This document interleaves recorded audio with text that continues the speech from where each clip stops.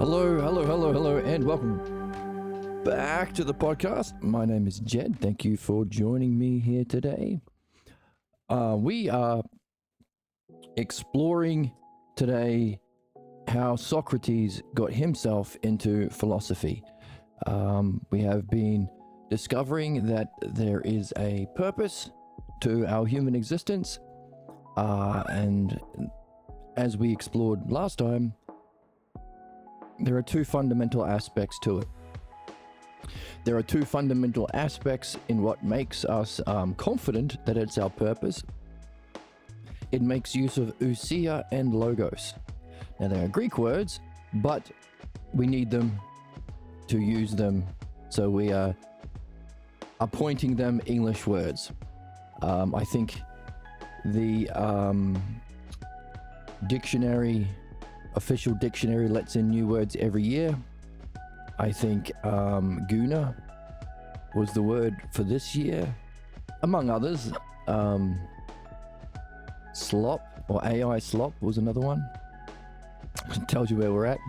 But let's go in the other direction and add good words in ousia and logos. Ousia, our capacity to reflect upon ourselves. Now, in that activity of self-reflection in a certain kind of way, we can awaken a sense, like our eyes and ears can see and hear. There is a sixth sense. Get M. Night Shyamalan on the phone. Called ousia, or the eye of the soul, that allows us to turn around completely and experience mind itself, or awakening the spiritual experience, or mind knowing itself, or self knowing itself as its reflection mind. There are lots of ways to talk about it. In fact, talking about it is literally metaphysics or philosophy. Telling stories about what you find there is mythology or theology. It's just that simple. Isn't that neat? The other thing that makes us evolve is logos. Again, a word that we are adopting into English, because it doesn't just mean language or logic or reason or following a path or that to which all things move. It means all of those things and more. Logos, our capacity for understanding or putting words on our self-reflection. It's those two things that come together in the act of understanding. Now, understanding as in with a capital U, or here's the third member of the family to be entered into the English language, dianoia. Dianoia means specifically understanding reality, not understanding how to manipulate people so you can extract wealth, like a lot of people think life's about. It's not understanding how to do a nollie kickflip, although that's cool. And I find that very entertaining. And very entertaining. It's understanding mind itself. Dianoia. And it's the love of understanding that we call philodianoia, and that's the new study. That's the new system of education or activity that we're engaged in here. Philodianoia, love of understanding. And you need it. Ain't no one going to get into this channel or get into philosophy or awaken this quest to find and reach the meaning of life if they don't love understanding. No one can force you into the game, but if you love understanding, well, you're ready to go. I don't know. You're in the game, or you're ready to get into the game, because this is understanding. Understanding is the activity based on that model which we experience as ousia. So the greater we reflect on the model, the greater we perfect our activity of understanding. And the two aspects of what we're here to do is purification and perfection. To discover and remove the root false beliefs about reality and self. There's another two that are the fundamental causes of our problems. Belief as its cognitive function expression, and perfect our opposite of belief, understanding. You don't have to believe someone else if you understand for yourself. You don't have to make a special in-group of Christians or Jews or Nazis, if you understand, because understanding is universal. Understanding the universal principles and forces and applying them universally to benefit. It's through understanding we gain our benefit, and it's the human being's opposition to understanding, called belief, that it causes our demise, problems, suffering, prevents us from A, solving problems, and B, reaching our excellence. So it's really important that we acknowledge that, and we have been doing it every day since we've been podcasting.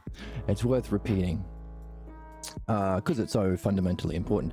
It's literally why we're here. So, if we can awaken to the quest to remove our problems and reach our excellence through the love of understanding, how do we get into the game?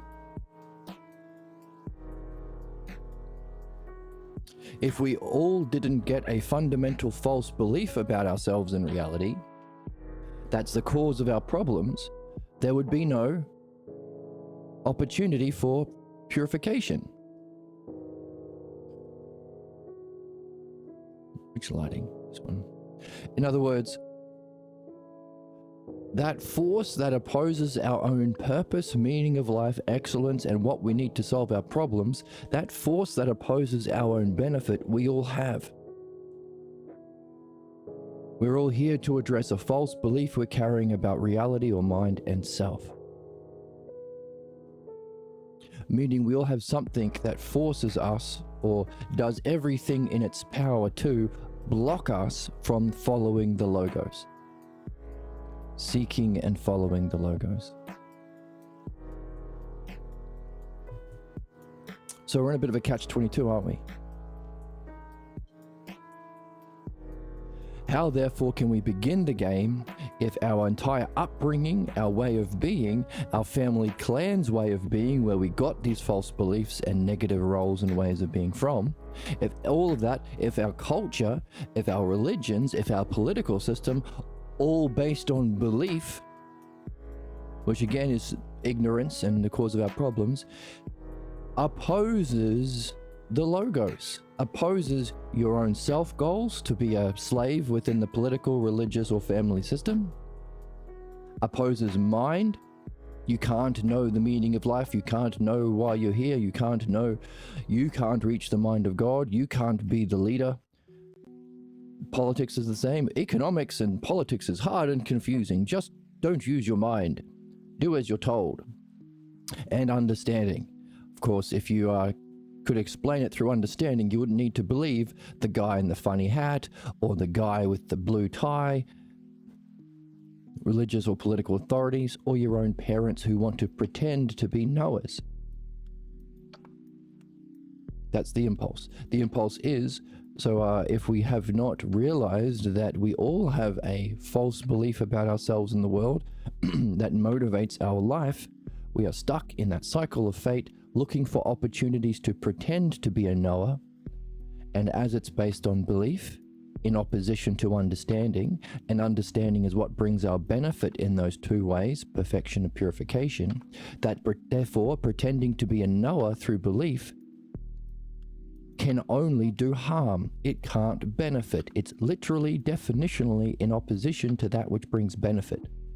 So when you're cosplaying the knower through advice or the Pathologos Peters principle, that is, that people who are still carrying that false belief they think is real and just common sense, bro, then they'll look for opportunities to A, avoid getting caught. So that's the opposite of purifying your false beliefs.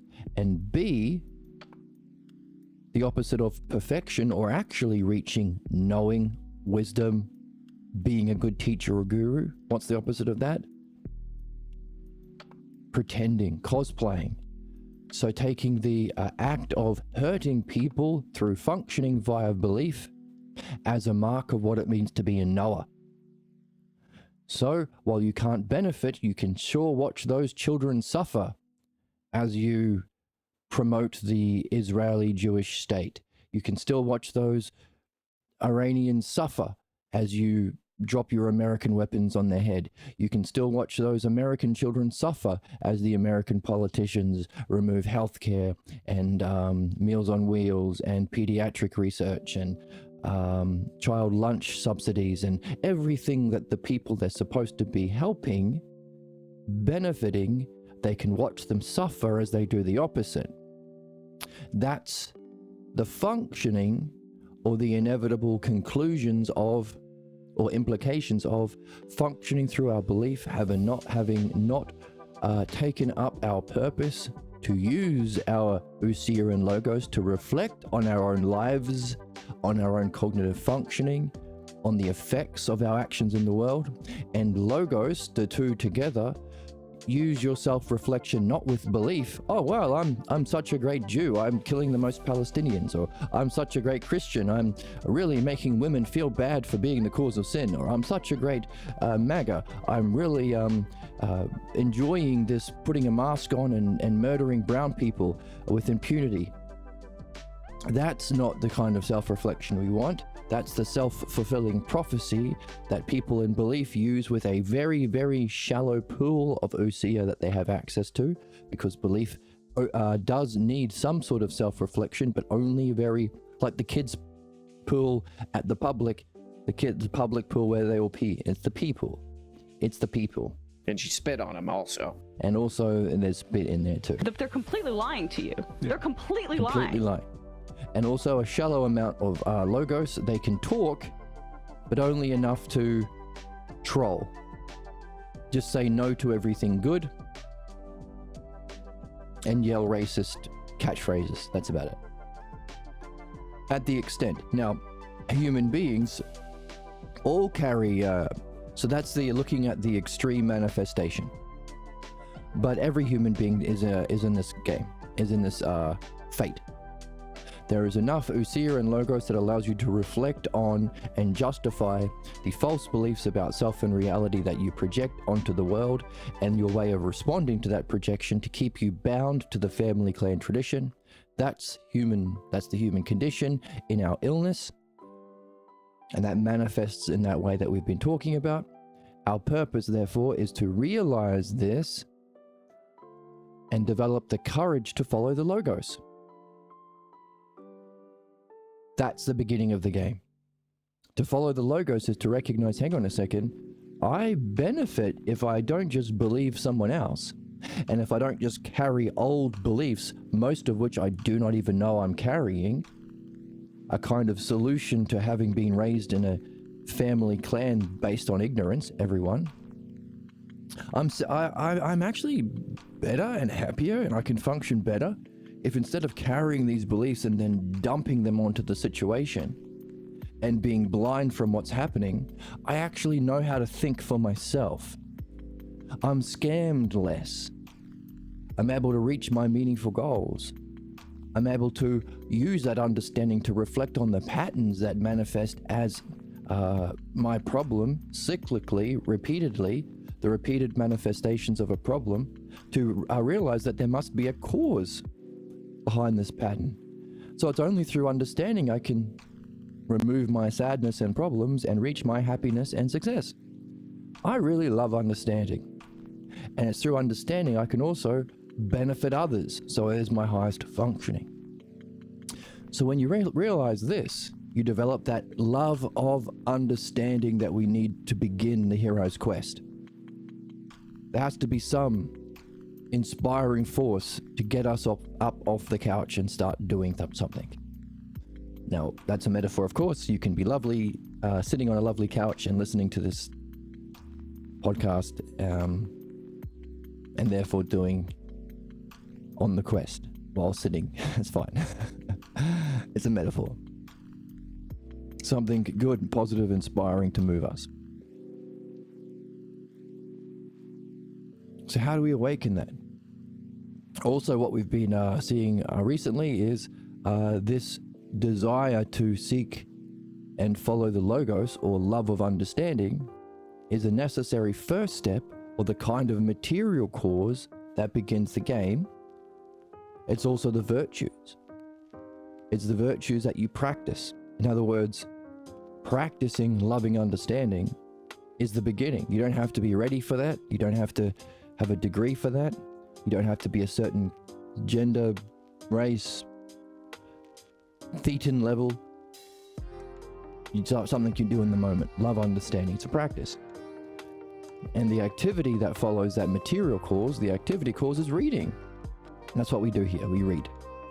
Because we read things that allow us to learn the logos, discover the logos. And we're literally, so long as we're reading without projecting our beliefs or reading without interpretation, we are following the logos as we read. Also, that gives us the material to reflect upon the kind of functioning that we do in the world. So from material cause to activity to cause, there are 5 causes: material, activity, functioning, model, and final cause, or that for the sake of which we go through those 4. Final cause, purpose cause. So as the soul, receptive to following the logos because of the love of logos, reading a book that's a banger, by the way. Oh my God, such a banger. The activity that we engage in, the functioning that we can do, fancy word for that is instrumental cause, but let's just say functioning cause. How do we act? What kind of a role are we in? What kind of role is not the right word. Functioning is fine. We got something to talk about. Because we're reading the text, we have a mean term. We can talk about what we're seeing in the text. We can talk about the questions that have come to light in the text. Ousia, reflection. And if we are doing that, seeking and following the logos, reading the text about the logos, talking about the logos, we can discover there's a model, there's our model cause number 4 of the logos. There's this inherent structure in everything, including reason, conversation, language, the texts. There's a model that the logos is following within the text. That is the paradigm of the logos. That's the dialectic. So therefore, if you, I don't know, what's an example? If you see a musician doing his thing, at the beginning you'll think, well, that's crazy. How does he do that? It's impossible. But then if you talk to him and read about music, or, I don't know, watch YouTube music channels, some fun ones out there, you can discover, oh, actually, I can do it too, or I can participate in this game because there is a structure behind how music works. There is a model, a paradigm it follows. It's not something you're born with as a gift, or it's not a complete make-em-ups.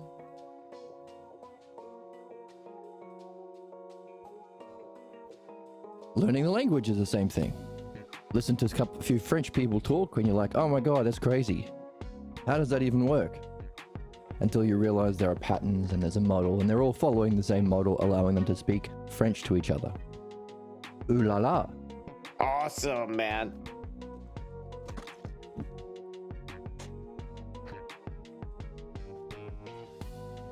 And that brings us into, therefore, realizing, oh, that love of understanding that has gotten us into reading and reflection has led us to discover the model, the dialectic. Oh, we can play too. So we can be, as we were a soul receptive to the logos, we can be a mind. We're awakening the attention of our mind. Lots of people don't pay any attention to their mind. They don't even recognize that belief is an opposite cognitive function to understanding. Some people will use the word interchangeably. Well, I believe this. It's my understanding. No. It's not your understanding. You just said it was your belief. They are opposite cognitive functions. Belief bad. Belief means believe someone else and not think for yourself. Belief means carrying stuff from your past and not seeing what's present. Beliefs mean carrying solutions from your childhood upbringing and the ignorance of your parents you had to grow up with, and society and religion, and applying those kinds of solutions that no longer apply where they currently apply, causing people to project, be cry bullies. Every accusation is a confession. Belief can't actually help like understanding can. So if you function through belief, your idea of what it means to be knowing And the feeling you get from that is sadism. The feeling of watching you inflict suffering because you think that's what it means to be knowing. So those would be therefore the same 5 causes applied to its opposite. Not understanding, loving understanding to follow the logos, the activity of reading, reflecting on the logos with understanding, discovering the paradigm or the model. No, following the false model. Sadist. Cosplaying the knower, imitating our earliest parental figures. Not the true way of relating to people, reflecting on understanding and reading together. No, insisting on your own beliefs or advice, or using power over others to play out your beliefs with tyranny. So you can make a list. Not the activity of reading, but silencing reading, burning books, defunding education, making life hard for people to read because you are exploiting them and enslaving them, when we could be meeting all of our needs quite easily with very little to no effort, because we're at that level of technological development. And not the open, receptive material cause, loving and seeking the logos, certainty of belief, functioning in opposition. If you are, I have to be a Christian and always think the same thing I thought since I was 5, anyone engaged in learning and becoming better is a challenge to your ignorance. So we can find the opposite causes. So as we talk about an upward movement from those 5 causes applied to loving understanding and following the logos as a soul, we can move up to the next, once we discover there's a paradigm of understanding called the dialectic, to the same 5 causes as a mind receptive to the activity of the dialectic, to purify our own false beliefs that we are carrying, and perfect our own understanding of reality through our reading. The ideal functioning cause as the dialectician that can create the conditions and ask the questions and judge the answers to direct that highest use of ousia and logos of our receptive mind, to discover and prepare for the direct experience of the paradigm of the dialectic, mind itself, the spiritual experience of divine luminosity, mind knowing itself as ousia. Again, so there's our ousia, mind turning around to know itself, and also logos, because it's inherently understandable. So understandable and knowable, intelligible, that's wisdom. So that's the paradigm and the spiritual experience. So that's an upward vertical movement through the sets of the same causes, or analogy, anagogic movement through analogy. Another word for that, upward, is anagogic, upward. You have the opposite or complementary opposite. Every one of those positives that we're here to perfect has its negative expression that we're here to purify, and we're here to do both. So that would be the belief version. And of course, when you recognize that there is even a true thing of wisdom, you don't have to cosplay it by being a belief-based sadist, playing out the imitation of your parental figure's own sadism, injustice.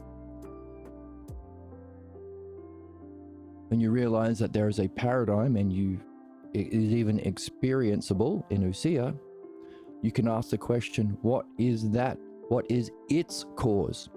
Because as you've been doing the activity of the dialectic, you've been looking at experiences in your present, high experiences or low experiences, finding the understandable pattern leading to them and following from them the kinds of conclusions it inevitably reaches, fate or destiny, our highest purpose, or our stuck in our problems. But tracing that pattern back causally to its first cause, and it's when you reach the cause of our high states of mind, brilliant light of being or mind itself, and our problems, our false beliefs or pathologos, you're able to perfect or purify. You're able to benefit. You're able to reach excellence or remove problems. So you've been training yourself, learning and nurturing the way of reasoning through causes to find the source. So now you have this experience of the paradigm of that dialectical pattern or structure of understanding. Then wouldn't you want to apply what you've been learning benefits you?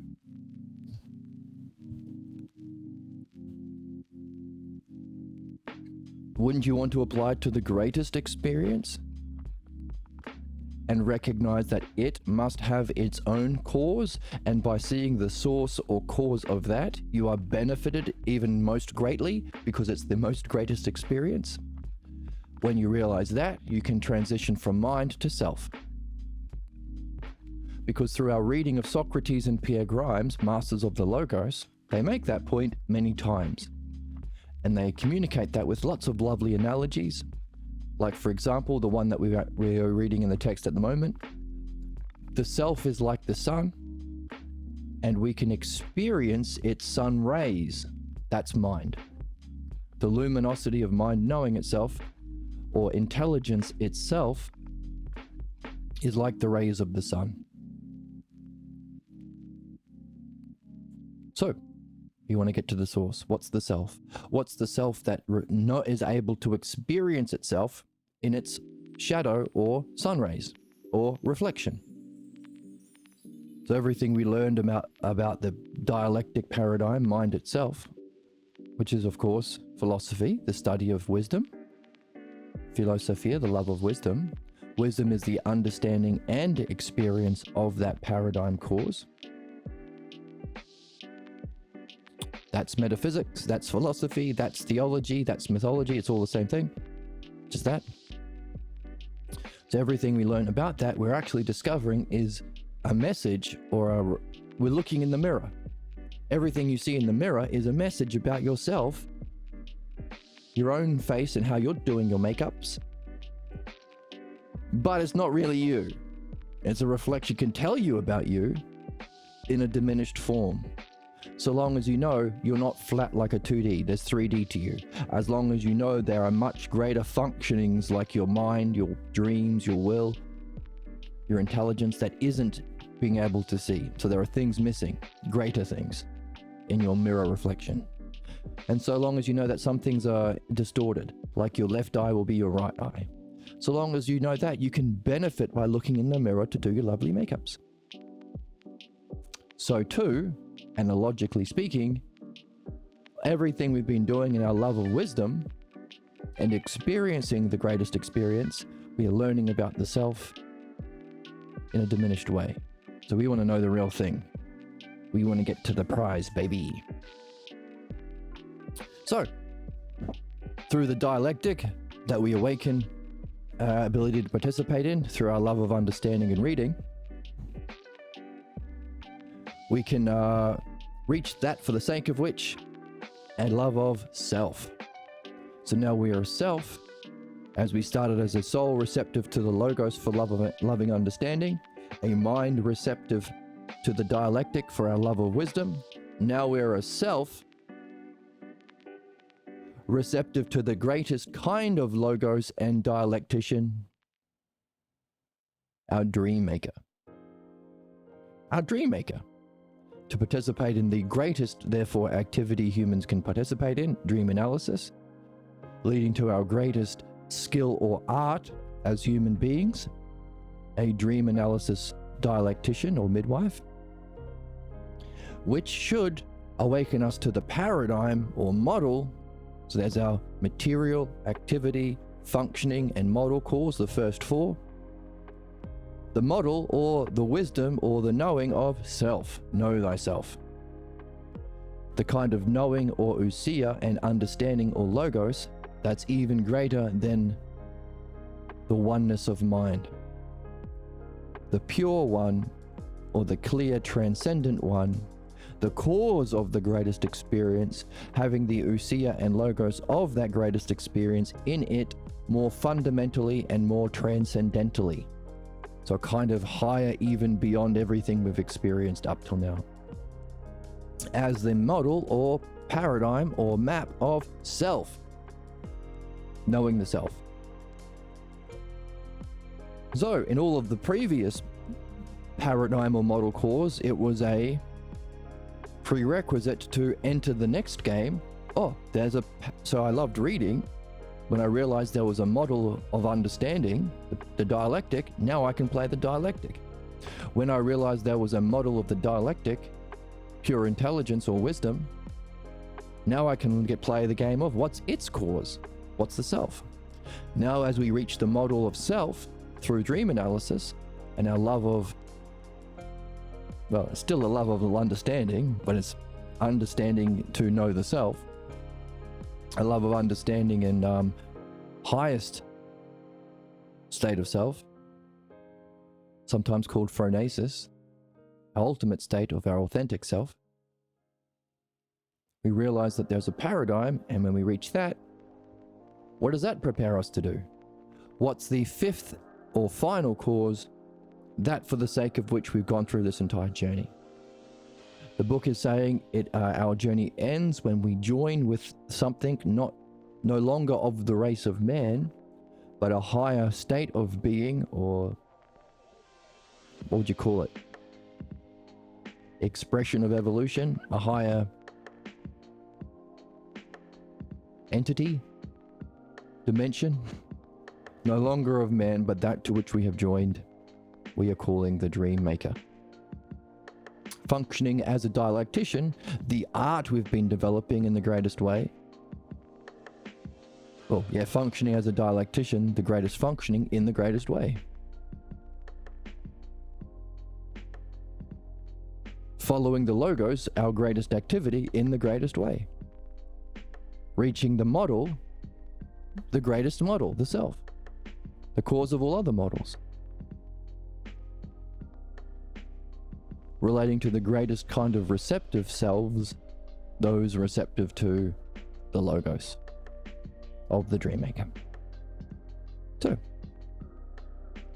that's all well and neat that we can see all that, and here is all our work that has led us to being able to speak about it so simply and obviously, and give metaphors and analogies to explain it for our benefit, because we're reminding ourselves, we're seeing that this is true and rational. It's not a matter of opinion. It's something that we can see the necessity for through understanding, and also appreciate the beauty of, because it's so simple once you see it. And also we benefit others, because those who are lovers of understanding would love to understand it. Isn't it neat to talk to someone who is rational and uses their intelligence to care? The content that I consume, that's such a weird way of saying things. The things that I like to do for fun is to listen to or watch content creators who can reason the best, who can solve problems. Our world is full of, as we say, political and religious figures. We're also capitalist figures, people who are the most ignorant, pretending to be able to reason well when just trying to scam others through belief. We live in a very upside down world, ruled by injustice of belief and not the justice of understanding. So it's a really, really nice to hear people who do love understanding and can actually solve problems, especially the problems that are being not solved or made worse in our society. So, as we share our love of understanding in a way that can make things rational and understandable for themselves, and provable as they participate in the reading, dialectic, and dream analysis, those three things, the three activity causes, the activity of reading for the soul, the activity of dialectic for the mind, and the activity of dream analysis for the self. It's neat. So it benefits them. It's nice to hear. Can be entertaining if you have fun with it. You can play with analogies to express all of them analogically to other things that people might be interested in. It's a win-win-win. Win-win-win-win-win. Win-win-win-win-win. So, it's a win-win. It's what we're here for. It's our evolutionary next step. It's what makes us human beings to engage in Usia and Logos. It's what solves problems, because the only cause, or the root cause of problems, is an opposition to what makes us human, an opposition to our benefit, an opposition to following the Logos belief, which is nothing other than a kind of solution that helped early human beings survive a very difficult evolutionary process. In other words, before we had Usia and Logos, the human beings that survived were those that were most stupidly, blindly loyal to whatever their clan leader was doing and never ventured out of the cave, so they never got eaten by saber-toothed tigers while they were stupid. Because everything outside the cave was bad and scary. By the way, ever met a Republican or a right-winger or a religious person? Everything other than their in-group in the cave is bad and scary, and they have to be afraid of. And it's that fear of everything different that makes them blind fucking slaves to their tribe leader. Whether it's their pastor, minister, rabbi, imam, whoever the fuck, political leader, clan leader, cult leader, it's all the same game. That's why we're being bombarded by the media that is owned by these capitalist savages. We are being bombarded with images of fear, of other. That's the nature of human problems societally. But it's also the nature of our problems individually that we are here to address. We have to recognize it's a kind of solution that no longer applies. A solution to being without Usia and Logos as cavemen millions of years ago, or hundreds of thousands of years ago, that no longer apply now that we have Usia and Logos. In other words, we're using our greater capacity for science, for reflection, for understanding, to build nuclear weapons and prison camps. So we're using our higher cognitive function of understanding to justify the thing we haven't resolved. That's why there's always two processes. It's not just learning, it's also finding the cause of the problem and addressing it. Otherwise, everything we understand, like all of these new technology advances in AI, are being used to further exploit people at the grocery store. Using AI hey, we had a big explosion of that recently, rent. Using AI to see what's the most we can exploit and cause suffering in human beings to exploit profit out of their rent or their food prices. How can we use AI to drop bombs on children more efficiently? How do we use technology to create bombs and nuclear weapons? In other words, we are using our development upward to further entrench ourselves in what we are not yet addressing in the purification. There has to be both, solving the cause of the problem and fixing the problem too, always. So, the cognitive function of belief and our savage loyalty to our own ignorance in opposition to our own benefit in a way that harms our own species and will bring the end of our race. Belief is a solution to a problem that applied 1,000,000 years ago that no longer does. So too, every individual develops their own specific version of that belief, a fundamental belief about yourself that's against the true self, a fundamental belief about your state of mind that opposes. So an idea about yourself that is false, harmful, and opposes the higher functioning to know the self. So there's that for the final cause, the self, the opposite self. A way of being or state of mind that opposes our highest way of being or state of mind, Usia and Logos together. A role or way of functioning that opposes our greatest way of functioning, understanding. An activity that opposes these three kinds of activity: reading the Logos, reflecting on the Logos, doing the dialectic, doing dream analysis, an activity opposed to that, every fucking thing else we do in the world, become a banker, become a industrialist, become a warmonger, become a politician, and also the cause of our individual dramas.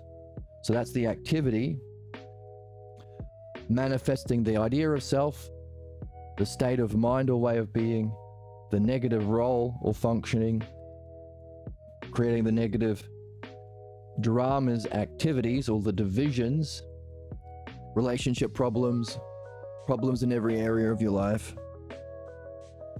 even your tangents, distracting thoughts, fantasies, daydreams, and night dreams, leading to you as a, not the ideal receptive cause, a soul, mind, and self receptive to and seeking to follow the logos, but a closed-minded, certain, Dunning-Kruger, ignorant person, certain and confident in your own ignorance with a closed-minded state of being, never seeking learning, but doing everything you can to oppose learning, to be a nice, loyal, fucking caveman savage.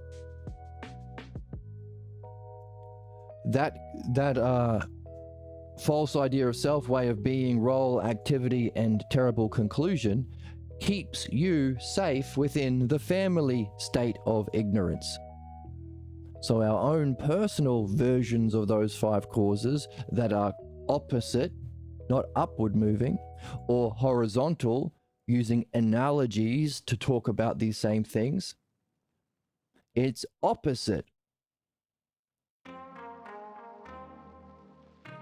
is a solution to a problem you had before you had the ability to use Usia and logos properly. A 4-year-old, a 3-year-old, a 5-year-old, maybe even 2, maybe not 2. You have to have some sort of base language to make these conclusions. You make them wordlessly, so no logos. You're not able to ask questions, so no Usia. But you get a role that keeps you safe within the family, way of being as a whole. It was a solution that we needed when we were 4 or 5 that no longer applies when we're out of the house. Just like the pathologos, or belief as a cognitive function itself, applied when we were cavemen a million years ago, but no longer apply now that we have Usia and logos. We can actually do what we're here for, love understanding and develop understanding. So when people say, oh, religion's okay because people need beliefs for some reason, that's so fucking stupid. If something's meaningful, understand it. People need religion because why? Because you can't understand God? Fuck off, do philosophy. No, but you have to make up stories based on your authority figures who tell you what God is so they can exploit and manipulate you and crush your development, because people want to know God and you can't know God. Therefore, religion is needed. Bullshit. All of those things that happen as a consequence of belief are all harmful. You idiot. What the hell's wrong with you people? Sick freaks. Sick freak. Second, your false belief you can't know God is one example of that false belief. So your whole premise, you can't know God, therefore accept these harmful, oppressive beliefs, is an example of a harmful, oppressive belief that gets you stuck in your cycle of ignorance. You have the brain of a child if you think that. And you have a brain of a child if you think that.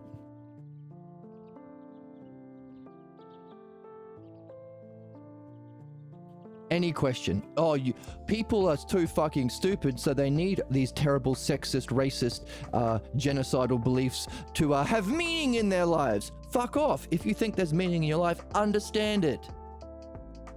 Why reject reason, evidence, verifiability, universality, beneficialness? Why reject everything good for belief? If it's meaningful, do it well. If it's meaningful, don't do the opposite. Now, this idea that there is no understanding or truth or knowing, we're all just stupid idiots, is a very common one within our society, and it's one addressed in the dialogue called Is It All Relative? By the same author of this book. And we will get into that. Maybe that's the next book we'll read. Because that book is a fantastic book to read, or with your friends, or share with your friends, or give to a friend who you think might wake up to the love of understanding. Because that fundamental thing, there is no difference between belief or understanding, or there is no such thing as understanding. Everything is a matter of opinion or belief. Or, oh, people need beliefs because some things you just can't understand, like morality or meaning or purpose or God or the meaning of life. Bull fucking shit. All of those things in the list are the things you're supposed to understand. In fact, understanding or dianoia is defined by understanding those things. Dianoia, true understanding, isn't understanding how to manipulate people through the stock exchange or through being a crypto bro or any of that bullshit. It's understanding the meaning of life, the nature of the divine, the cause of the divine, the self, these causes, how they're applied to reach our highest goals, how we can verify them in direct experience to reach our meaning and purpose. All of the things that you said are not knowable, you are supposed to know them. That's the whole fucking point. That's why we're ignorant. It's a self-fulfilling prophecy of ignorance. It's like the Bible saying, everything in the Bible is true. Why? Because the Bible says so. That's stupid. Everything in Harry Potter is true. Why? Because the Harry Potter book says everything in the Harry Potter is true. That's fucking stupid. You can't know and you need belief. Why? Do you know that? No, I just believe it. Same problem. So, what we're exploring today is how do we get into the game? Considering everyone has got some kind of belief they don't even know they have because they didn't put it into words when they were too young to, that has that in it. You can't know or understand, or knowing and understanding is the devil, or everything is just a matter of belief or opinion. So that's why this next book we might get into, Is It All Relative, is so important and a good one to get into the game. And that's what we're asking today. If we all have these false versions, harmful versions, belief-based versions of our true purpose, giving us what we need as a human soul to go through the activity of dialectic and purify what's false, and maybe the reason we've been reincarnated to have a life where we get a false image of ourselves through our family that we were carrying as a soul that prevented our upward or anagogic spiritual movement. In other words, our problems are necessary for us to learn how to think and understand. If we all have that, and it's opposed to our true purpose understanding, opposed to our true use of mind, dialectic, the skill and art of understanding to benefit, and our highest functioning or activity, applying that to dream analysis to know the self and reach our final goal, how do we get into the game of loving the logos, loving understanding, if belief tells you to fear and hate understanding, and we all get that by virtue of being a human being? In other words, how do we begin the game? How does Luke Skywalker get off the moisture farm and begin his training to be a Jedi?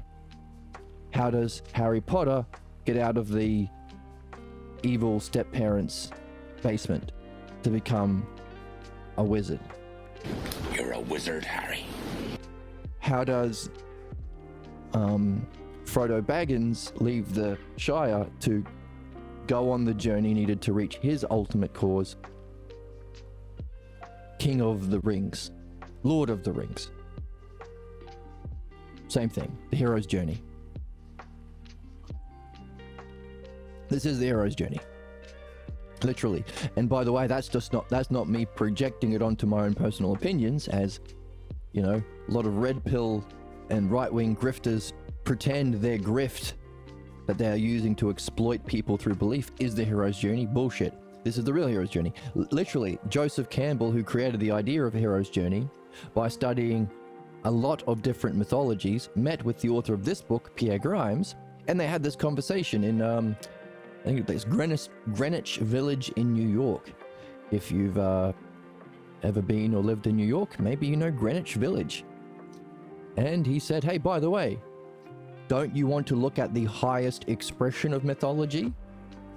to see the model or paradigm of the hero's journey?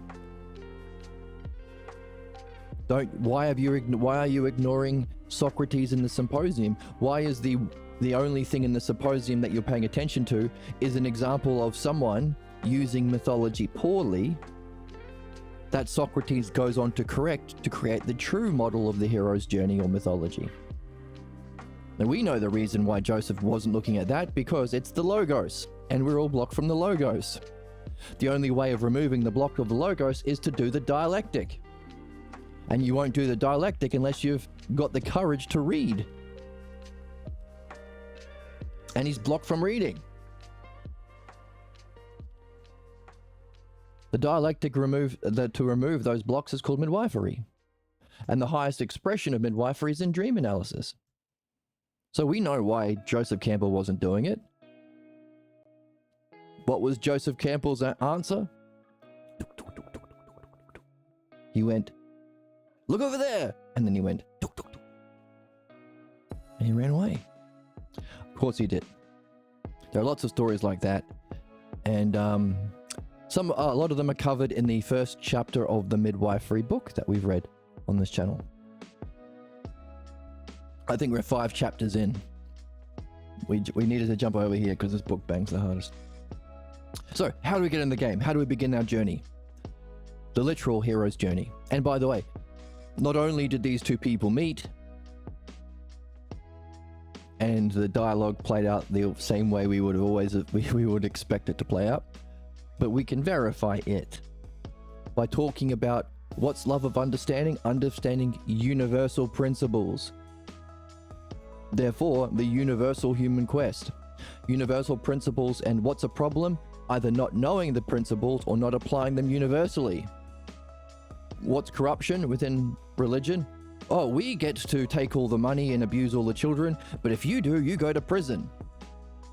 What's happening in the political system? Exact same thing. Exact same thing. One rule for me, for thee, and a different rule for me. Law is supposed to oppress you and give us the freedom to play out our ignorance, problems, and injustice. It's always the same thing. So it's not a opinion about the hero's journey, it's the hero's journey. But just like the hero's journey, you can't believe your way into it.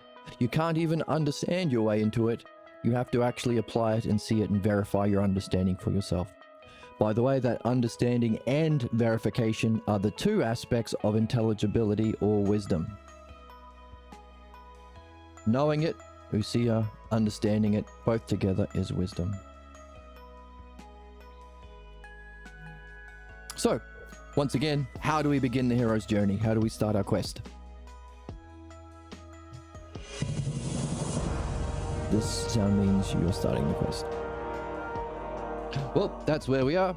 That's a nice review. We're making the reviews slightly smaller every time. We are synthesizing our understanding, so it's a lot of fun. And by the way, it's worth reminding, Socrates had that. If it's worth saying many times. And we've seen the law of truth. Those who see the same say the same about the same. And we're saying the same thing to review it, which is a way of learning and nurturing it into our soul. And it's worth doing because, at least in my day, I don't run into a lot of people talking in this way. So if I have to say it, then I'll say it. Yeah. And again, if you're lucky enough to find people who love understanding in your life, people with a good heart and good head, then you can say it more often and it'll be a win-win. It's a win-win-win-win-win-win-win-win-win-win-win-win. They benefit and you benefit, and yeah. So, how do we get into the game? Maybe we have friends who have a pretty good heart and head, or love understanding already. Not this higher kind of understanding, but how do we get them into the game? Well, maybe we can learn about that when Socrates tells us how he got into the game.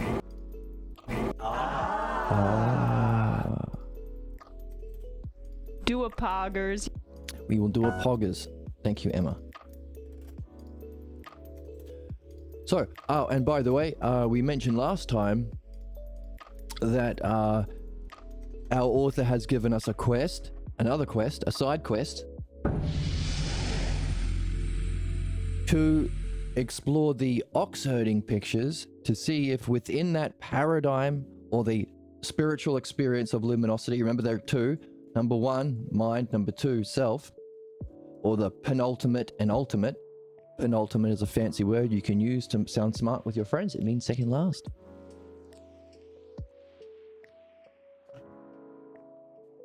Within the experiences of divine luminosity that we are open to and receptive to by our love of understanding and logos and our activity of dialectic and dream analysis, are there stages?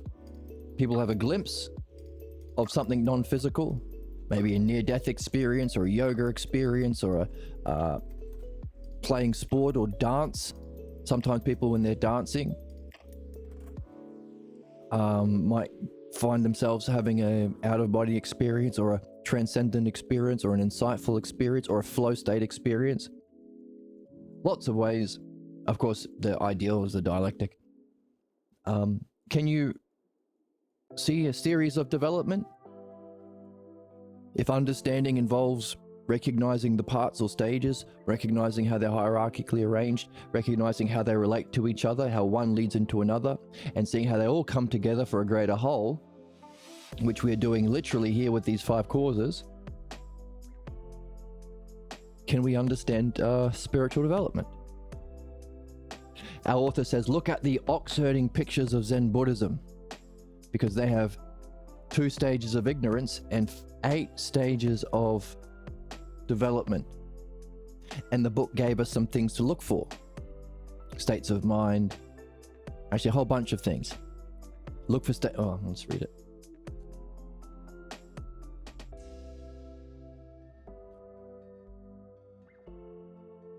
Each picture there is a beautiful and profound statement of the state of mind, so we need to look for states of minds, of the seeker, seeking the truth of self and reality, what is encountered, so the experience, how it functions, the functions, that sounds like the functioning cause, and each one ends with a suggestion of its sequel.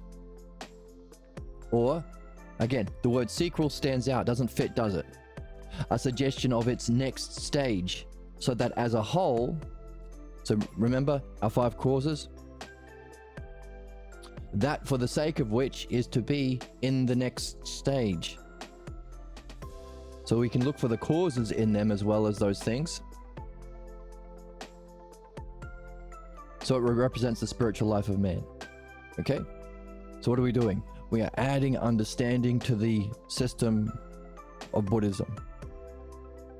The particular, there are like 8 major schools of Buddhism, but this one we're interested in because it's the one that gets closest to understanding. It has some sort of structure. It has some sort of system. Now we have the benefit of loving understanding, so we can bring understanding or logos to that system and see how well it did, see if we can learn, or maybe see if there are, what are we doing when we're reading? We are also looking for missing pieces. So we're looking for not only answers, but questions. So maybe we can see, they've got, of these 5 causes, they're missing the second one. We can improve the tradition because we're using the map. So there's lots we can see. And also, speaking of the fact that we are bringing into the logos, one of the amazing, super beneficial gifts that this author has left humanity is a revision of the bless me, excuse you, They're secretly I'm cute. Like, the more holes, the better. okay, calm down, Emma. Kant would say some fucking bullshit. Yes, that's absolutely true. The oracle is always right about that. What the hell's wrong with you people? You sick freaks. Sick freaks. Right, one of the things he left us was those the Zen ox-herding pictures. In modern English, with the word logos stuffed in there a couple of times. That's amazing. So we're going to read through those Zen. There are two or three major versions. I think 2 Chinese and 1 Japanese. But I've got it in a text, and we can compare it to Pierre Grimes' versions, and we can look for these states of mind, what is encountered, how it functions, and how it leads into the next step to nail down in our understanding the spiritual life of man. Now, we're going to do that today, but I might do it next episode, because I'm going to do 2 episodes today. Today, I just woke up, and then I'm going to be playing music this evening, and so I'm going to be wondering about the oxherding pictures all evening as I play music and relate to people, and see if people who are interested in either the harmony of the pattern of music or the beauty of how it comes together into a simple whole. If people express through their logos and reflection an interest in that, can I share my wonder about the oxherding pictures with them? Because really that is an expression of an interest or curiosity in the intelligible pattern of the reality, because the intelligible pattern of music is the same intelligible pattern of mind. And also the beauty. Same thing. The beauty of how it all comes together, or the justice of it all. So, because today's theme is, how do we begin? How do we get into it? How do we begin to love understanding? And in the text earlier, Socrates talked about people's love of music. Maybe you can guide them into the cause of what they're really curious about, the dialectic. You love the music because you love the ordered parts, understanding Apollo and how they come together into a beautiful whole, parts and whole, Apollo and Aphrodite, logos and beauty, logos and ousia. Now, the highest expression of Apollo or order is the dialectic, baby. And the highest expression of how to bring things into a whole, that's highest because it's the most meaningful, is the dialectic. So Apollo and Aphrodite come together to Hermes, who represents the dialectic. So as I've been practicing trying to bridge that gap from music to dialectic, or loving understanding itself, one of the things I'll carry this evening is oxherding pictures, or how can we understand higher states of mind? Because I have to recognize the state of the mind of the person who's interested. So if I had this map, maybe I could better recognize which of the oxherding stages they're at, and maybe we can find, okay, maybe they're not talking about, maybe they haven't had an experience of the brilliant light of being, but maybe there is an analogical equivalent to experiences of beauty and harmony in the physical world. So maybe we could have the 10 oxherding pictures to physical beautiful things. Oh, I'm a little bit curious about music. Or I'm curious about music and I've recognized there is a pattern, a higher stage. Or I'm curious about music and I recognize the pattern, and I want to participate in it myself, even higher stage. I'm curious, there's a pattern, I want to participate, and I want the highest expression. See, hierarchies. That might help me guide my questions to help them wake up to their purpose. So I'm going to carry that with me today. This is my plan. I don't know if it's going to work out. I'm going to carry this curiosity and wonder with me as I play music, and then at the end of the evening I'm going to have my stream at the regular time. I regularly stream at about California time. It's, let me just pull it up. So in terms of California time, which I think is Eastern Standard Time,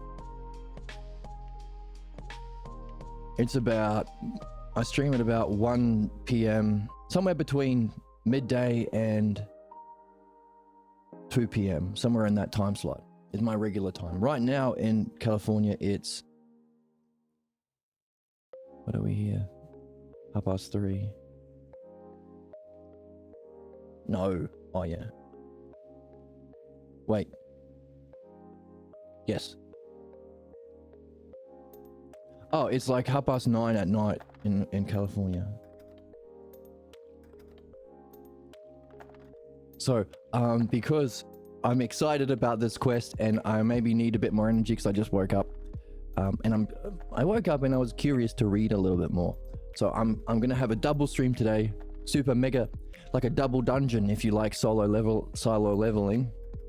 So maybe, hey, just like solo leveling, the double anime reference. It's a good anime. There are only 2 seasons. The double dungeon led to a reawakening into becoming a player in the game. So too, maybe this double episode will reawaken people to becoming a player in the game of the true player quest, the spiritual quest. I don't know. That's my plan. I don't know how my evenings go when I play music. It's always different, but we'll see. So, and there's a lot to go through. I mean, fuck me. It's such a gift. We're so lucky to have there's 2 things we're going to look through. There's a text that takes the ox herding pictures and has the 3 major versions, I think 2 Chinese and 1 Japanese, and Pierre Grimes' version, someone who is a literal spiritual guru with logos, so the highest kind.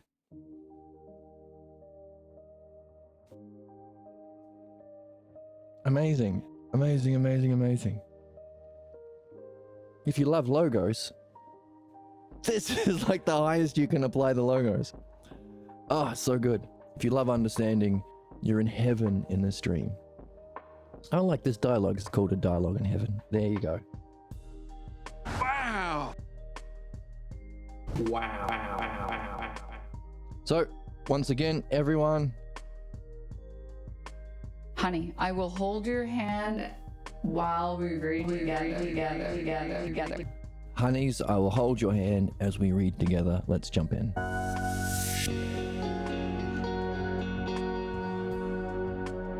Oops. Here we are. Oh, and by the way, why did he use the word sequel and not each ends with a suggestion of its next stage? Socrates goes on and says,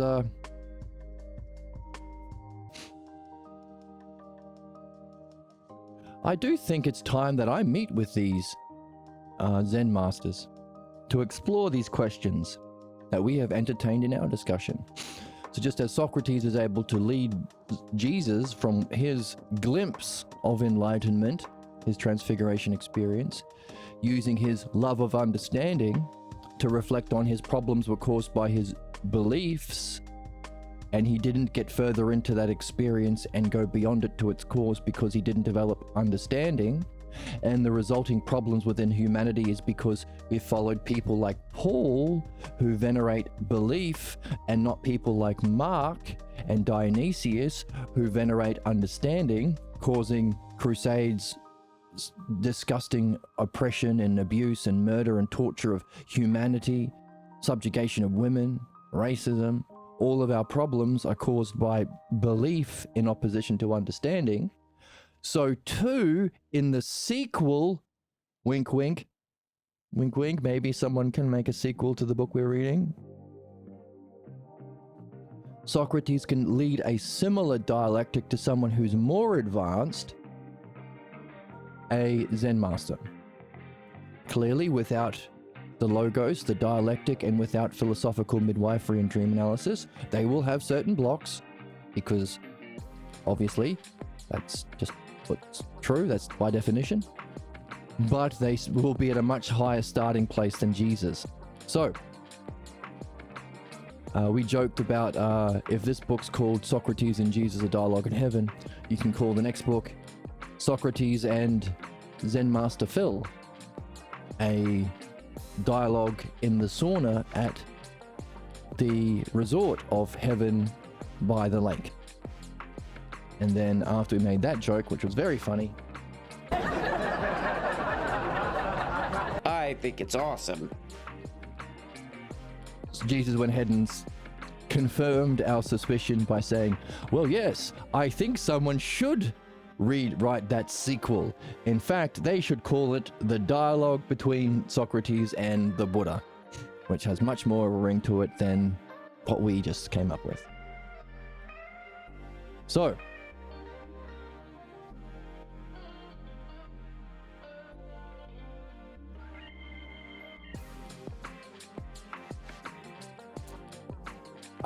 right, so, and then Damascus talked about dreams but didn't have a place for them. We're including dreams as the vertical movement of those 5 causes into its highest expression, which reflects the triad of the selfer: lesser, greater, and ultimate.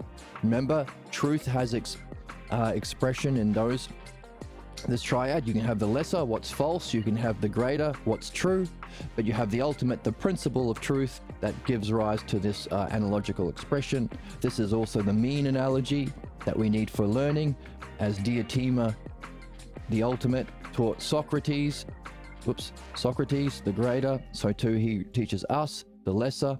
And it's through this learning and love of understanding, following the logos together and passing it on, that the lesser us becomes like the ultimate. So it's through the mean term of Socrates, who functions as a student to Diotima and teacher to us, we can become like Diotima. So it's also the model for learning. So in a similar way, the ultimate self communicates through mind, that we as souls can therefore participate in the activity of dream analysis, in the functioning of the dialectic as a receptive soul, bringing the 3 classes together in one simple analogy. So we've got a place for dream analysis as the ultimate. Either the ultimate in that term of 3, or even within its class, we've broken it down to the 5 causes to give our ultimate receptivity, our ultimate activity, our ultimate functioning. Therefore, the art is not just the dialectic, but as the dialectician who can do dream analysis, which is the spiritual method to reach the ultimate paradigm, knowing of the self. And of course, that for the sake of which to unify self with the dream maker is a hypothesis that we are carrying from the book. So, Dionysius and many others since Socrates haven't done it, but maybe we have done it, so we can be happy. And it gives us a game we can play for those who love understanding and have the courage to reach their self and remove their problems. The greatest activity is dream analysis. So if you find someone special, or, well, if you find someone loving understanding and has the courage to learn and develop and be curious, you will say, you are the special person, or a special person, or a rare bird, and we can play this game called Dream Analysis, and it will be a win.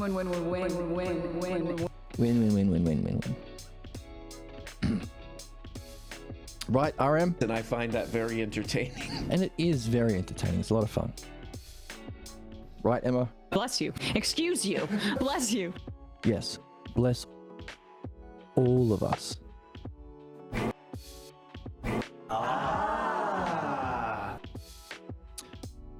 So, Jesus would like to hear if Socrates has had dreams that included divine illumination as their central figure. Now that I reflect a bit on the issue, I would like to know, what road did you travel that brought you into philosophy? How did you awaken to the game that's the meaning of life for all human beings? You're interested in religion? You're not. You're interested in the logos. If you're interested in God, you want to understand and experience him. It's no good having a party you're being lied to about, and it's no good hearing about a party you can't attend. We all crave understanding. You're interested in politics. No, you're not. You're interested in justice as the paradigm of reality that you can reflect and act according to in our society to create our greatest benefit and solve problems. You're interested in the logos. You're interested in music? No, you're not. You love the order that you can hear and feel of the logos expressed through music, which is a kind of mean because it's not physical, but you can use physical senses. It reflects the pattern of mind or reality through a pseudo-physical mean or medium, awakening your curiosity and wonder. You love the logos. We all seek the logos. All our problems are the pathologos, the imitation of the logos we're attached to without realizing it, that is it causes the cognitive function of belief and our opposition to our benefit. We all seek the logos. So how do we get into it? No one's going to make you do it. You have to get inspired. So how did did Socrates get into philosophy, and did his dreams play a role? Considering, as we've been seeing, dreams is the highest expression of guruship, or highest expression of the dialectician, cares about us with this extreme, the highest expression of intelligence, with a care called providence, pronoia in Greek, which means its care and intelligence is beyond or prior to intelligence itself. Nous, the noia part of pronoia, is the intelligence of mind knowing itself as divine luminosity. The structure of justice, the structure of the dialectic, the structure of all of the things in our physical world is an expression of this structure, the paradigm of mind. Providence is the care from prior to it, the self. So if our dream maker and our dreams are an expression of providence that you can only unpack and get the benefit from if you apply the dialectic to unpacking its language, if you've got the best basketball teacher and he's speaking French, you better learn French. If your dream master is the best guru for yourself, expressing the highest intelligence and care or providence, you better learn its language. It's a language of analogy, or the dialectic. So, did dreams play a role in Socrates waking up to his purpose and greatest quest?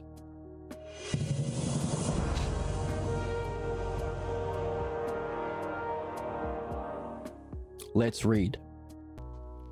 Let's go.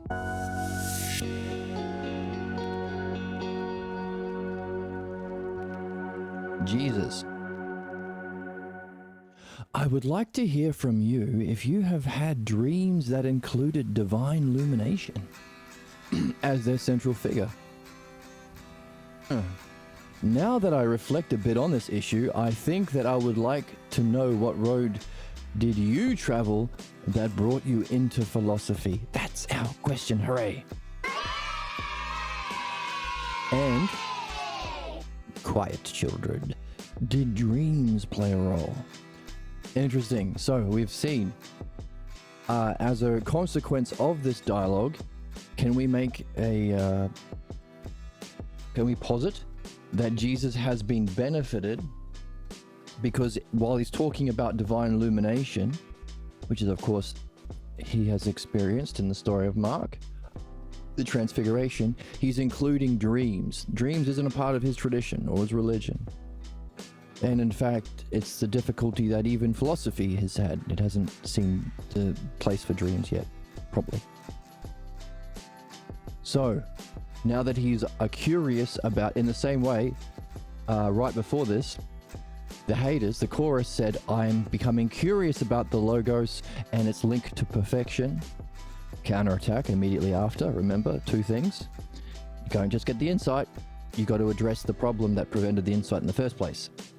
So for every insight, or new understanding, or vision, or experience, there will come a counterattack. Counterattack from the pathologos that we're here to purify. Remember, it's two things. Perfection and purification. So, while the chorus is now, after being blocked from participating, but seeing the fun that we are having... Where's the joy? Where's the whimsy? Where's the childlike wonder, dude? They are curious about the logos and perfection.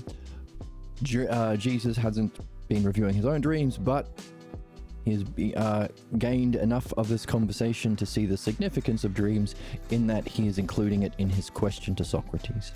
So it's a win for Socrates. A win. Try to kiss a fox. And he's trying to kiss a fox. Right, Emma? I'm cute. Like, it's cutie pie. Emma thinks she's the fox. Socrates. You are among those few who know the right questions to probe into your subject, Jesus. I do hope I can answer them to your satisfaction. Since Providence guides us, I am obliged to share with you a few things of my life. Since Providence guides us. Remember Providence, pronoia, the kind of intelligence and care that's beyond even mind, the self or dream maker? Seems to be the level he's on, if that's what's guiding his functioning. Early in my youth, says Socrates, I heard the repeated refrain that life is empty of meaning. Oh dear God. Sounds like somebody has Twitter. And all we face is war, death, and dishonor. Sounds like someone is subscribed to every goddamn mainstream media network. Life is empty of meaning, and all we face is war, death, and dishonor. That the view that was held was that there is a war between heaven and earth. Right? The demons, the sinners, the heathens, the non-believers. All good and evil, that is between heaven and earth, between good and evil, that is unending or eternal. The conflict was not merely between those mighty cosmic forces, but it is played out in our very souls. If you join the forces of good over evil, you gain heaven, with all the non-believers going to hell.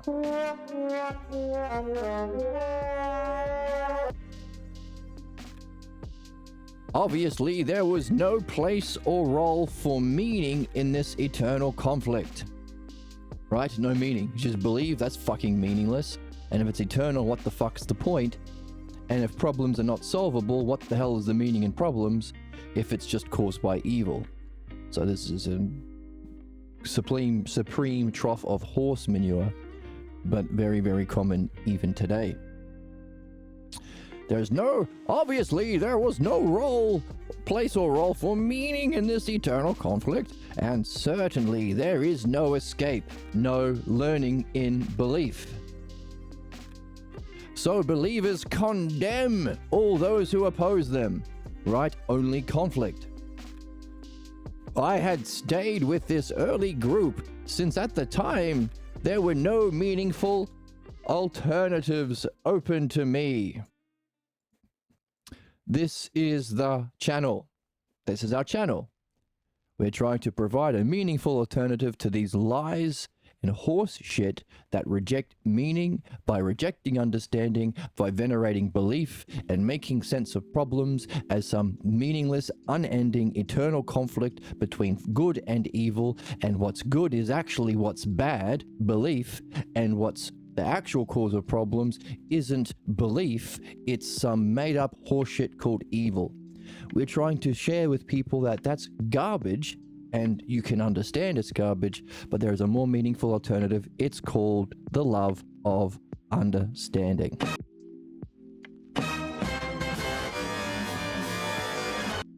But I thought this was actually kind of interesting. It is kind of interesting, and if you love understanding, then you... I'm always good, and that is what I stand for, being Good all the time. Then you'll be standing for good and being good all the time.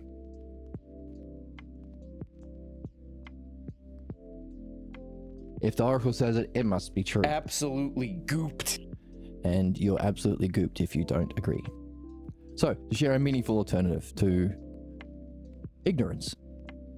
Ignorance defined by that which opposes understanding and venerates or supports belief. Then I was drawn to music. Hooray! And I'll do a little dance, play some music. I don't have music on my soundboard. I should have music just for dancing. Do I have anything on my soundboard for music? I know, I can play my intro sting.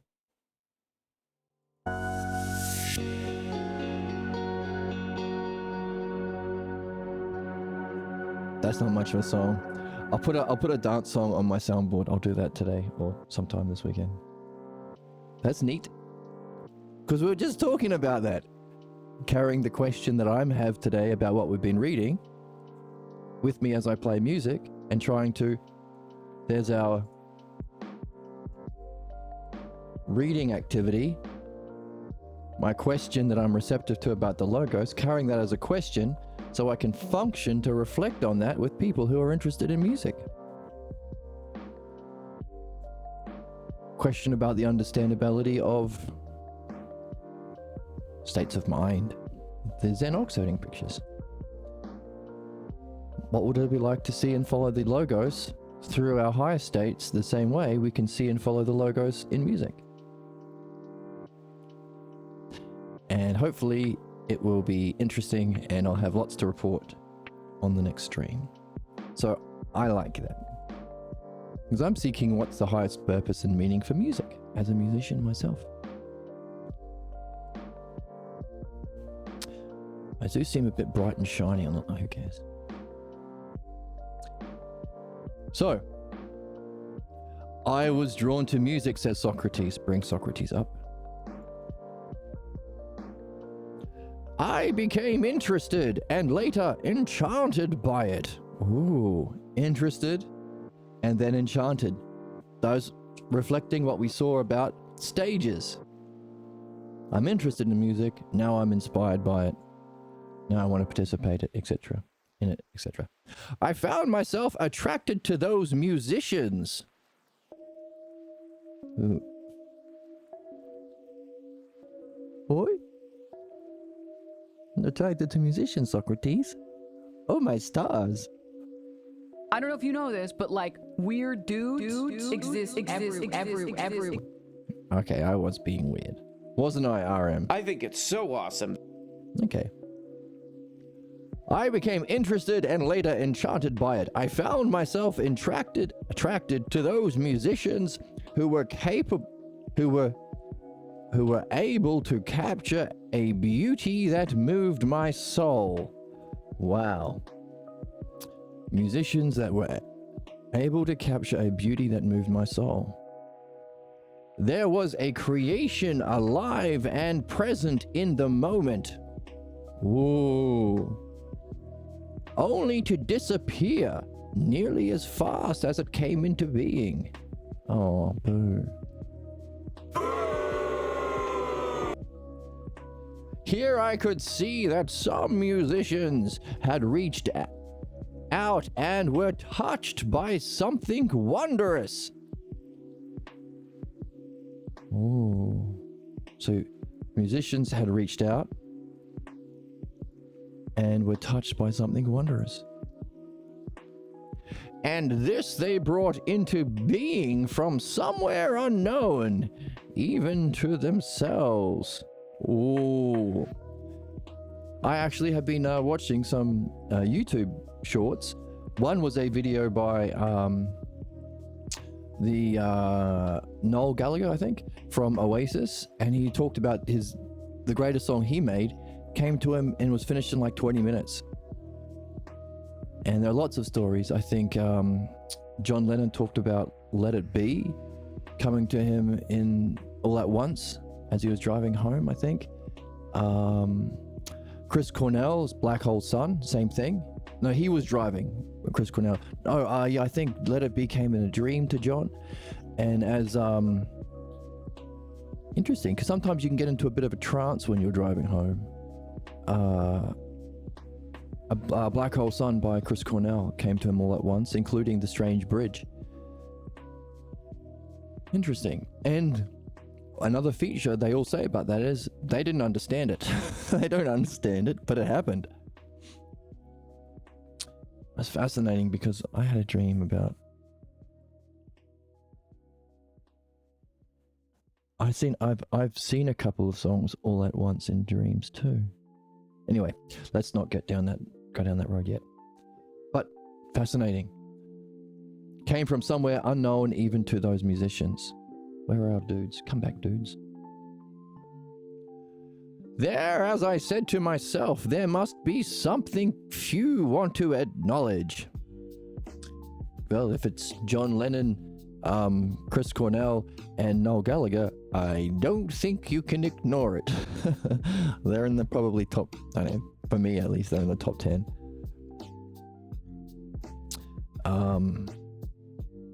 Top 5? Be close.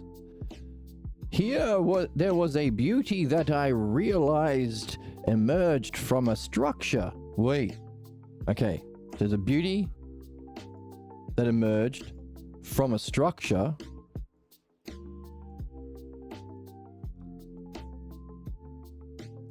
that exhibited principles of harmony. Wow. Wow. Ow, ow, ow. Wow.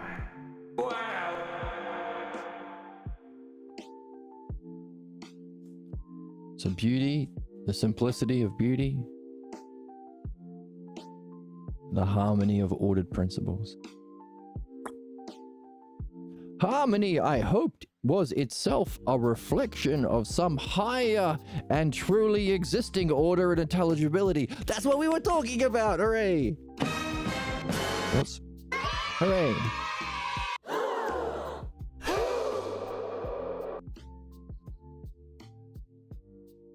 So he was talking about people who are interested and want to sit and talk about music.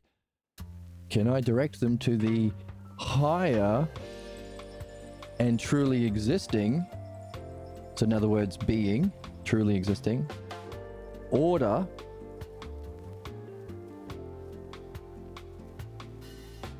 and intelligibility that music is a reflection of? Or harmony is a reflection of. Ooh. Socrates, great minds think alike. The more holes, the better. Of course, Emma. Yes, it might be dimly perceived, but nonetheless it was there to participate in. We can participate in this while dimly perceived.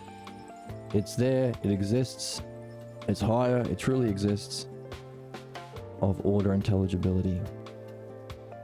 It was impossible to carry the music away. Yet its beauty lingered on long after the last string was played. Yay, strings! I play guitar. Hooray for me.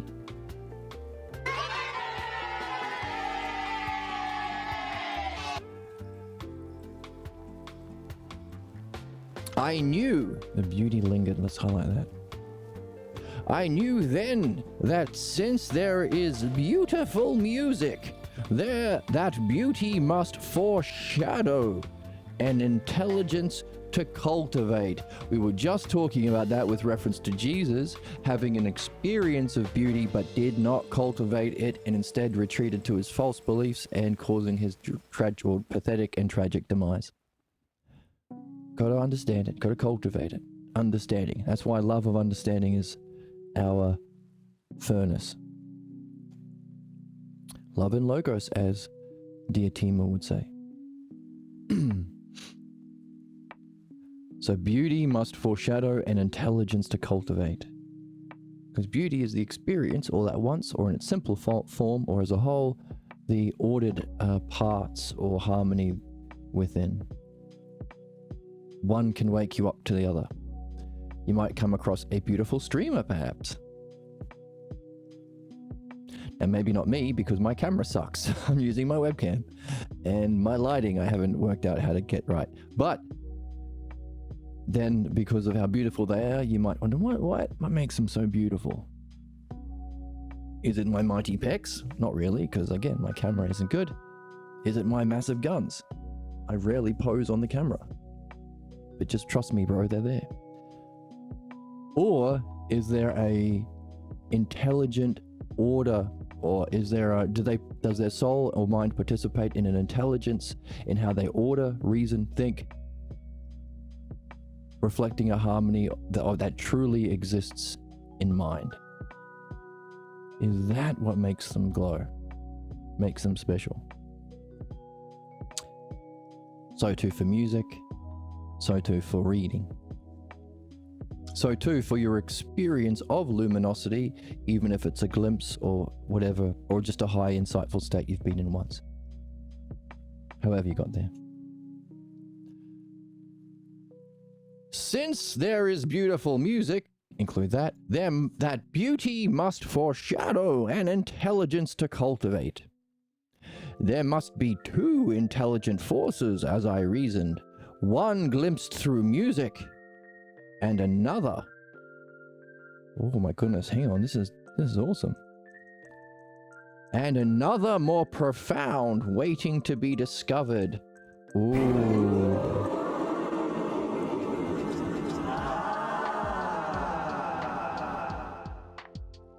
What? Two levels. Two forces. Oh my goodness. These reflections were sufficient to end my kinship with my young friends. Sucks to be you.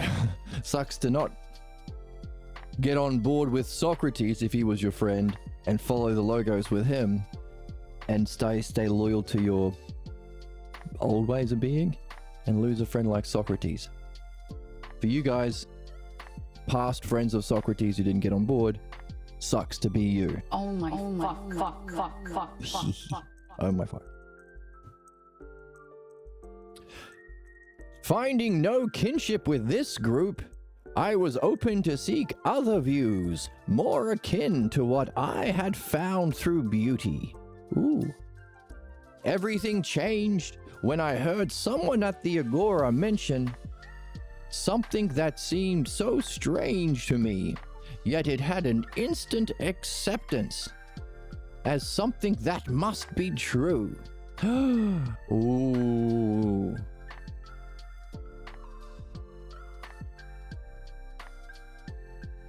Seems so strange. Instant acceptance as something that must be true. Have you had one of those moments? Someone says something weird or acts in a weird way, but is saying something that's like, I kind of feel like I knew that already. Now, not, of course, confirming our prejudices, but on a high level. A young woman whose voice rang with integrity and truth. Ooh. She said, "The whole of God sees, thinks, and it is the whole that hears." Ooh.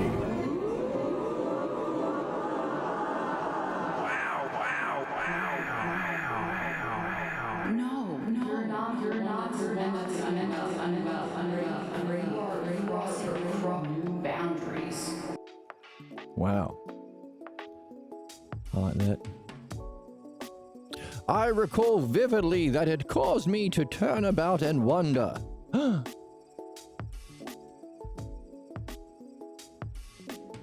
Baby Usia. If I could carefully watch each thought and each thing I say and hear. A meditation. Something you can carry at every moment. Watch each thought and each thing I see and hear, say and hear. Now, I think it should be see and hear. But say works too. If so, I could discover what it was that was experiencing such things. Ooh. Surely after such questionings, I could easily see that what was doing these things was one and not a warring God that drives a terrible fury within one's soul. Fuck off with your religious horseshit about fighting and inevitability of fighting and conflict and killing people and abusing people and graping people and extracting wealth from people. Fuck off with that justification of ignorance and harm, you fucking religious dogs. To you we say, You have severe mental illness, and you need to Dogs be fucking checked into an an insane asylum. because dogs are blindly loyal to their leaders without reason or reflection. Obvious to Socrates. What was seeing, hearing, and thinking was not a warring God that drives a terrible fury within one's soul, as the preachers, the scam fuckers are telling us. It was one. Awakened to learn more, I heard that Heraclitus had said, "Wisdom is one to know the intelligence by which all things are steered through all things." What? Wisdom is one, comma, to know the intelligence by which all things are steered through all things. Well, we might say from our reflections these last couple of weeks, the paradigm or the paradigmatic cause.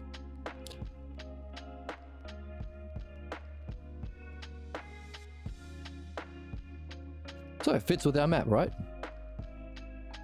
If the paradigm of the logos is the seeing, is the understanding and knowing of mind, it's also wisdom. Understanding and knowing together. There we go. The model and activity, knowing and understanding, equals wisdom, which is what we perfect with the art of the dialectic.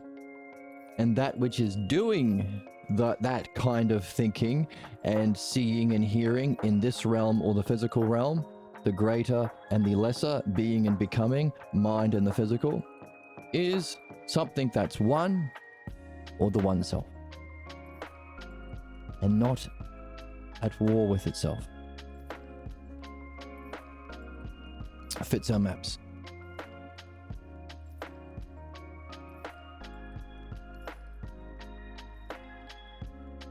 This very notion of the one intrigued me, and when I heard that Parmenides was to visit Athens, Parmenides, big dog, or well, Socrates is big dog. This is massive dog, super dog. I knew that what course I must by all means follow. He came with Zeno, and he was led through his idea, through which all became clear to me.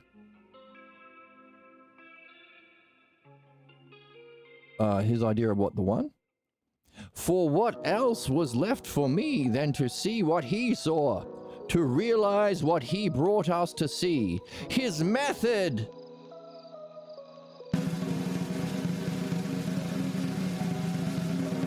Was the dialectic.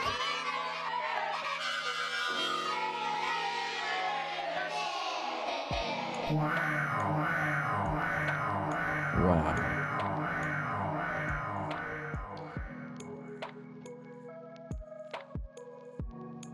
His method was the dialectic, and that was enough for me to realize that to know the mind through the mind is to realize its very source. Hooray!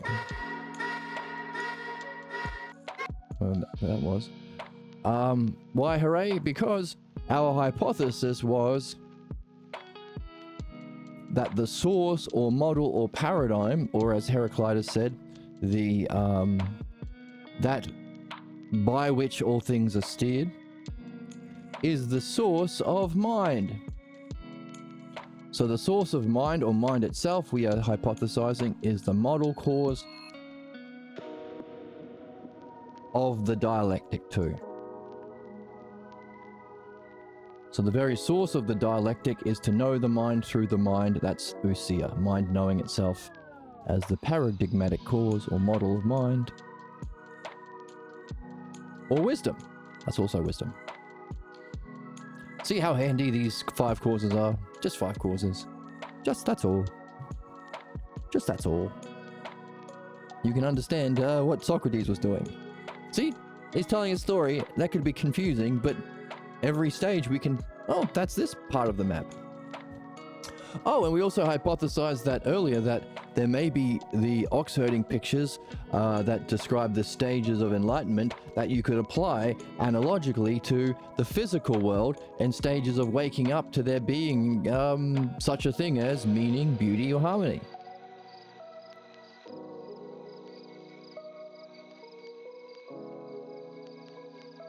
Like Socrates with music and his reflection on the garbage of problems not being caused by ignorance and belief, but by evil.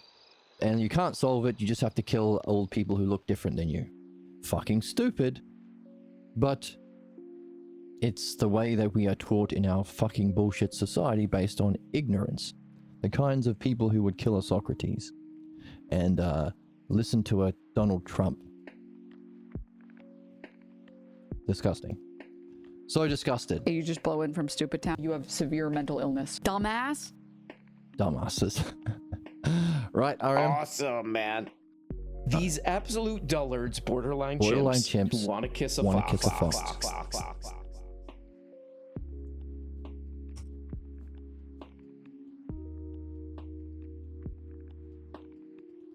Please end kink shaming on your show. Never. I am by saying it's okay to kiss a fox. Because RM Brown says so. And she spit on him also. Okay, and you spit on them also. To know the mind through the mind is to realize its very source. The source of mind, the source of intelligence, the source of the dialectic, and the wisdom of the map through which all things, by which all things are moved. As for dreams, they played a major role in my life, but they came after I learned about the Parmenides. Also neat for us, considering we have been looking at these causes also as preconditions for the higher. So his activity wasn't reading the Logos texts, it was music, and reflecting on music as his functioning, to realize there was a paradigm to music, the Logos. And intelligibility. He even posited there might be 2 kinds of intelligent forces. What was one?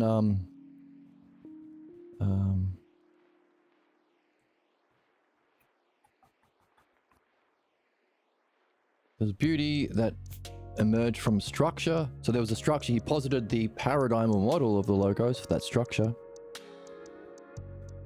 Reflection of some even higher order of intelligibility, but there to be participated in. If there is beautiful music, beauty must foreshadow an intelligence, and one glimpse through music, the other more profound. So here is lesser, or the soul, experiencing Logos reflected in music. Also maybe reading Zeno's books, which Socrates had read Zeno's essays before meeting with Parmenides. And if there's an intelligibility or intelligence you can participate in, causing beauty and harmony in this world. Notice, ain't no fucking beauty and harmony in belief. Just oppression, torture, the justification for enslavement, sexism, rape, murder, genocide. Just the justification of our worst functioning. Belief. Belief, gross, makes you want to spew. That's a song I wrote just now. And it was beautiful. And it came to me all at once. Belief, what do you want to do? Makes you want to spew. Gross belief. Yuck. Yeah. Second song. I'm close to an album release. An EP. But that he recognized that this Logos or model of what he saw in music reflect a higher intelligence, and then got his butt to Parmenides and listened to him, because Parmenides talked about the dialectic that allows you to participate in the intelligence of and reach the truth. And it was after this he got into dreams. So here we have that progression from The soul in the physical world, reading or music, or loving other content creators that love understanding and demonstrate understanding. To wake up to, oh, that's their beauty, the beauty of that streamer or content creator or musician or text that we're reading here is a reflection of a higher intelligence. Now we can do like Socrates and Parmenides, get involved in the dialectic, and then when we do that, dreams follow. So Socrates is reflecting, or the logos is unfolding in a profoundly beautiful way to give us a thumbs up. We're on the right track, and that we're seeing it in our reading. So someone might say, oh, look at you, like make a joke about calling your shots, or like in basketball, 3 off the glass, you're calling your shots, and then you shoot it and it indeed goes off the glass. Or someone pre-watched the stream. But the symmetry of the logos, if you're engaged in understanding and seeking your highest purpose or most meaningful order, or solving problems, you might find your words, logos, words, remember, words are the method. It's all love of logos, it's all love of words, understanding. You might find certain words reflecting after your conclusions what you said, as a way of confirming. That could be a way that self and mind communicate through time. A kind of symmetry from a higher dimension playing out in the bottom dimension. So okay. We could talk about symmetry or this kind of order, balance, harmony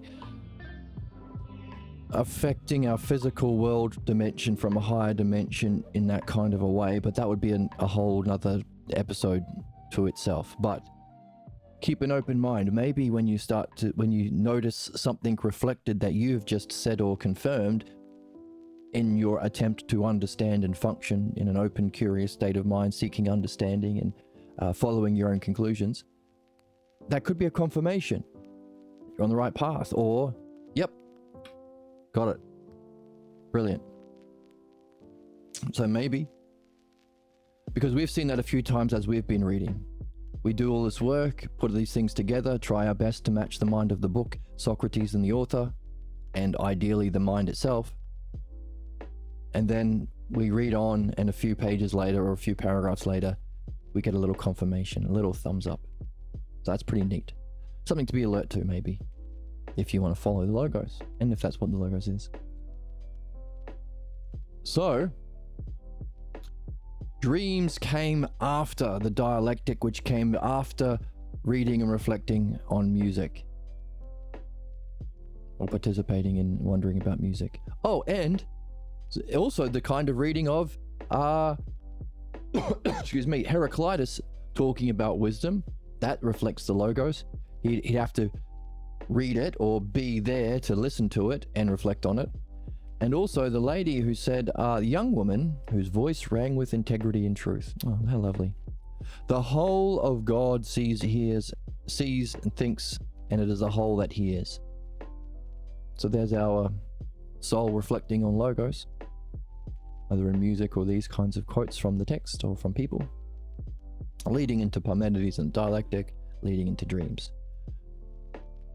So there is Socrates' introduction to what got him into the game.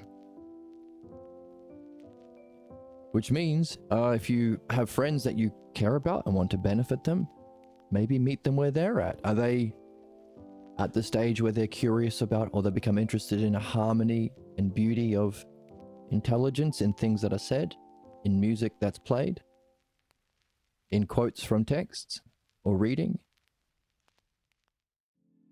Can we foster that curiosity and encourage them to A, reflect, and B, put words on their reflection? Could that lead to them, us even asking them questions, or them seeing for themselves there might be a higher intelligence that this beauty and intelligence is a reflection of? In which case they might be open to the dialectic. And then becoming super interested or curious about the dialectic, its even higher order, harmony, and simplicity beauty of mind and the fact they can participate in it and they benefit, they could be curious about what that's a reflection of, the self, and that might awaken them to the highest activity, the dialectic applied to dream analysis. So, that's Socrates' introduction to the game. Did we learn about something? I just mentioned I'm out to play music soon, so let's see if I can carry that with me as I play. Hopefully I can benefit. And I'll report back to you in the next episode. And we might even get into, because no more was said about the Zen oxiding pictures, so we are safe to go back to that section we just moved on from. And there's only like 2 paragraphs, I think. Nail down the questions the author is giving us and Socrates is giving us, and jump into those oxiding pictures and see what's there to be seen. Actually, now that we have this map that led Socrates into the game, we might even be able to use those oxiding pictures to map Socrates' development within their system. That could be fun. Fuck me. So much fun. Oh my god. So cool. The Zen oxiding pictures, the closest to a structure of spirituality we've got so far in human spiritual cultures and development. The closest thing to the logos. Other than what we do. Other than the Parmenides. But still. And we have a fucking philosopher, Pierre Grimes, this author, doing his own version. Oh my god. And we can relate it to these questions we have about the people we care about and the people who love understanding or are curious about mind and understanding or benefit, and how we can help them get into the game. Oh, fuck me. So much wonderful stuff to wonder about. I hope you're curious. If you want to donate to the channel, there's a link below. If you want a PDF to the text, there's a link below. If you want to follow us on Discord, Twitch, or YouTube, there are links below. Thank you for joining me. I hope you're puzzled and curious, and I hope to see you soon, later on this evening maybe, as we wonder about all these things together and have a whole bunch of fun. The best kind. See you then. And then the button. I don't know why this button doesn't work sometimes. Press the button.